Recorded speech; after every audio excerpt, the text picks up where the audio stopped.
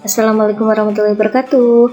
Jumpa lagi dengan Bu Nani di pembelajaran matematika. Hari ini kita akan belajar tentang bangun datar bagian 1, yaitu tentang segitiga.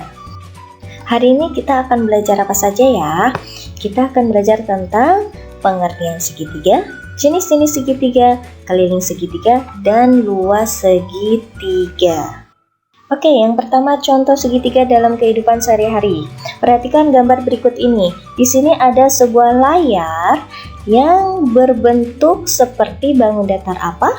Segitiga. Jadi, layar perahu pada gambar ini merupakan contoh dari segitiga. Selanjutnya, segitiga itu apa ya? Segitiga adalah bangun datar yang dibatasi 3 sisi dan mempunyai 3 buah titik sudut. Lalu jenis-jenis segitiga itu apa saja ya? Jenis-jenis segitiga berdasarkan panjang sisinya dibagi menjadi 3. Yang pertama, di sini ada sebuah gambar segitiga di mana semua sudutnya kurang dari 90 derajat.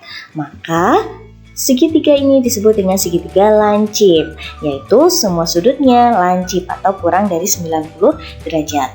Lalu yang kedua ada segitiga siku-siku.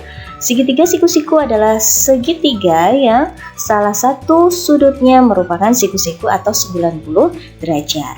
Dan yang ketiga ada segitiga tumpul. Kenapa segitiga tumpul? Karena salah satu sudutnya merupakan sudut tumpul atau lebih dari 90 derajat. Nah, di sini Ibu tandai dengan warna merah yaitu 92 derajat dan lebih dari 90 derajat. Jenis-jenis segitiga berdasarkan besar sudutnya dibagi menjadi 3. Yang pertama, segitiga sama kaki yang mempunyai 2 sisi yang sama panjang. Lalu yang kedua yaitu segitiga sama sisi, di mana ketiga sisinya sama panjang. Dan yang terakhir segitiga sebarang, di mana semua sisinya tidak beraturan atau tidak sama panjang. Oke, selanjutnya keliling segitiga. Untuk menghitung keliling segitiga, kita tinggal menjumlahkan semua sisinya. Nah, contoh yang pertama yaitu ada sebuah segitiga dengan panjang sisi 8 cm, 6 cm, dan 10 cm. Lalu tentukan keliling bangun datar tersebut. Kita tinggal menjumlahkan saja, yaitu K sama dengan 8 ditambah 10 ditambah 6 sama dengan 24 cm. Jadi kelilingnya adalah 24 cm. Oke, selanjutnya yaitu luas segitiga. Luas segitiga rumusnya yaitu alas kali tinggi dibagi 2. A itu maksudnya alas, T-nya tinggi. Contohnya, di sini ada sebuah segitiga dengan panjang sisinya atau tingginya sama dengan 10 cm dan alasnya yaitu 15 cm. Tentukan luas bangun tersebut. Kita tulis dulu yang diketahui yaitu alas 15 cm, tingginya 10 cm. Kita cari L-nya. L sama dengan A kali T. A-nya yaitu 15, T-nya 10. 15 dikali 10 sama dengan 150, lalu dibagi 2 sama dengan 75 cm persegi. Jadi luas bangun tersebut adalah 75 cm persegi. Contoh yang kedua, di sini ada sebuah gambar segitiga dengan panjang tingginya 10 cm. Jadi garis tengah yang tegak lurus itu merupakan tinggi segitiga 10 cm, alasnya 12 cm. Lalu tentukan luas bangun tersebut. Kalau kita mau mencari luas, sudah diketahui alas dan tingginya, maka tinggal kita masukkan ke rumusnya. L sama dengan A kali T dibagi 2. A-nya 12, T-nya 10, lalu dibagi 2. 12 dikali 10 berapa? 120, lalu dibagi 2 sama dengan 60 cm. Jadi luas bangun tersebut 60 cm persegi. Contoh yang ketiga, sebuah segitiga memiliki luas 56 cm persegi dan tingginya 7 cm. Tentukan panjang alas segitiga tersebut. Nah, sekarang dibalik, diketahui luas dan tinggi, kita disuruh mencari alasnya. Tingginya 7 cm, luasnya 56 cm.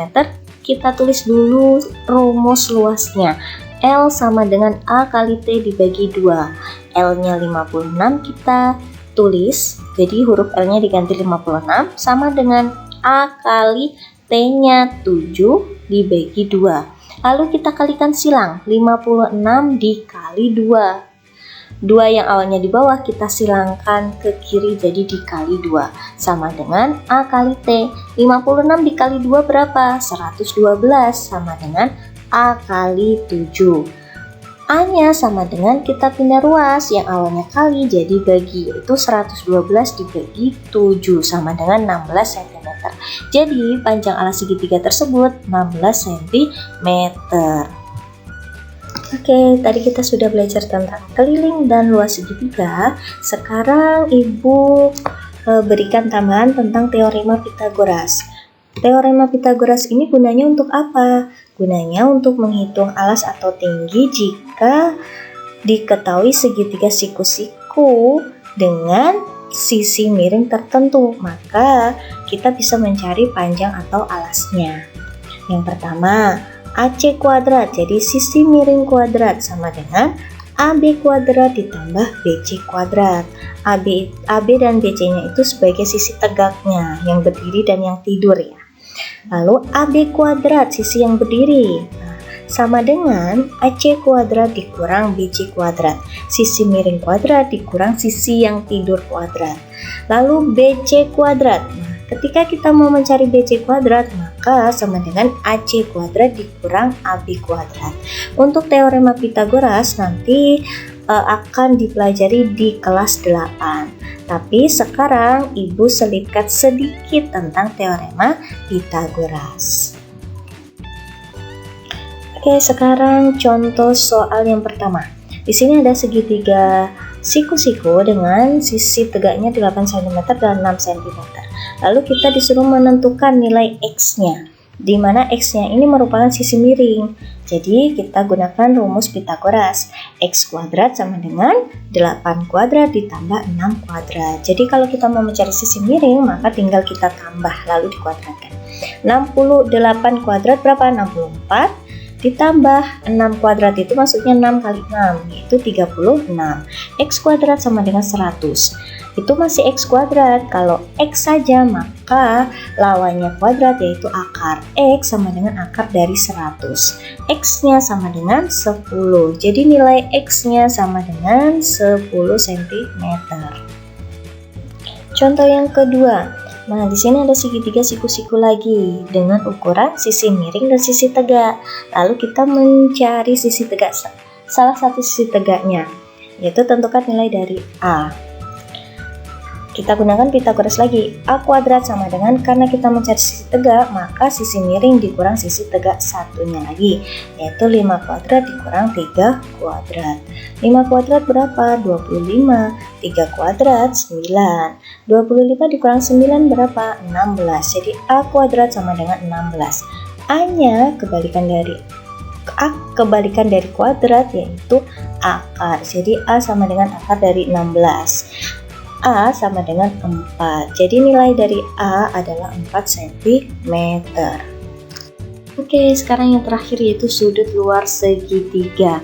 Contohnya, diketahui sudut PRQ. Nah, berarti yang dilihat yang berwarna merah R.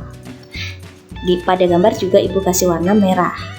Jadi 55 derajatnya itu di sudut R-nya di warna merah. Dan sudut RQS sama dengan 115 derajat. Berarti sudut yang di luar segitiga yaitu 115 derajat. Tentukanlah sudut RPQ. Nah, P-nya Ibu kasih warna hijau, berarti menunjukkan warna hijau juga pada gambar. Jadi pasangannya juga warna hijau.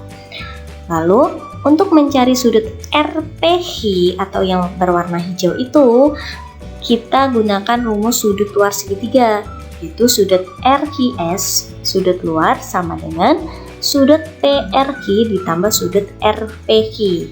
Nah, sudut luar segitiga itu merupakan jumlah dari sudut yang di dalam segitiga tapi bukan pelurusnya, yaitu sudut RQS sama dengan sudut PRQ ditambah sudut RPQ. Lalu RHS-nya berapa? Kita ganti dengan angka 115 derajat karena yang diketahui 115 derajat. Sama dengan sudut PRI-nya berapa? 55 derajat. Kita ganti 55 derajat. Ditambah sudut RPH yang mau kita cari. Sudut RPH berapa? Nah, kalau hasil jumlahnya itu 115, maka sudut RPH-nya tinggal kita kurang 115 derajat dikurang 55 derajat.